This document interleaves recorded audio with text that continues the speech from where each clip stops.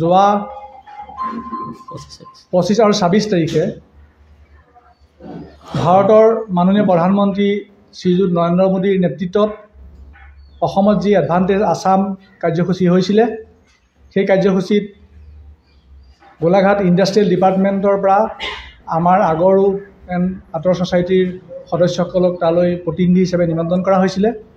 সেই প্ৰতিনিধি হিচাপে গৈ আমি গোলাঘাট জিলাৰ আগৰ ব্যৱসায়ৰ ক্ষেত্ৰত বিভিন্ন সুবিধাসমূহ দিয়াৰ বিষয়ে জনাৰ লগতে আমি তাত সেই আমাৰ উদ্যোগ মন্ত্ৰী শ্ৰীযুত বিমল বৰা ডাঙৰীয়াৰ লগত আমি তাত আলোচনাত মিলিত হওঁ।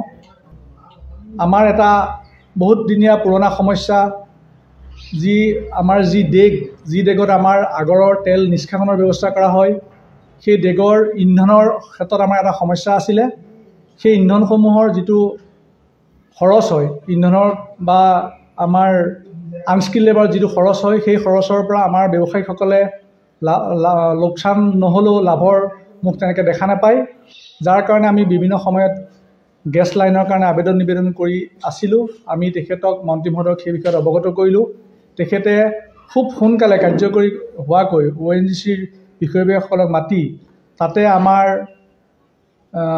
এডভান্টেজ টুৰ অনুষ্ঠানতে আমাৰ আগৰ কোঅপাৰেটিভ ছ'চাইটিৰ লগত ONGCৰ এটা MOU স্বাক্ষৰ কৰায়।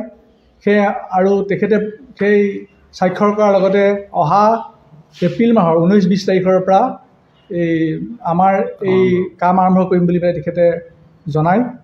আমি মাননীয় অসম চৰকাৰৰ মুখ্যমন্ত্ৰী শ্ৰীযুত হিমন্ত বিশ্ব ডাঙৰীয়া আৰু উদ্যোগ মন্ত্ৰী বিমল বৰা ডাঙৰীয়ালৈ আমি অশেষ ধন্যবাদ জনাইছোঁ।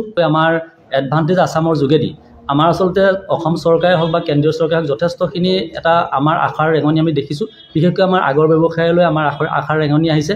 আমাৰ সভাপতি ডাঙৰীয়াই উল্লেখ কৰাৰ দৰে আমাৰ উদ্যোগ মন্ত্ৰী ডাঙৰীয়াই যথেষ্ট তৎপৰতাৰ সৈতে আমাৰ সন্মুখতে থাকি আমাৰ ONGCৰ ঊৰ্ধ্বতম বিষয়ববীয়াসকলৰ লগত আমাৰ যি MOU চুক্তি সেই চুক্তি স্বাক্ষৰ কৰাই দিলে। তো তেখেতলৈ আমি আন্তৰিক ধন্যবাদ জ্ঞাপন কৰিছোঁ। আৰু লগতে আমাৰ মাননীয় অসমৰ মুখ্যমন্ত্ৰী ডাইনামিক মুখ্যমন্ত্ৰী শ্ৰীযুত হিমন্ত বিশ্ব শৰ্মা দেৱলৈও আমি যথেষ্ট আমাৰ অনুষ্ঠানৰ তৰফৰ পৰা কৃতজ্ঞতা জ্ঞাপন কৰিছোঁ।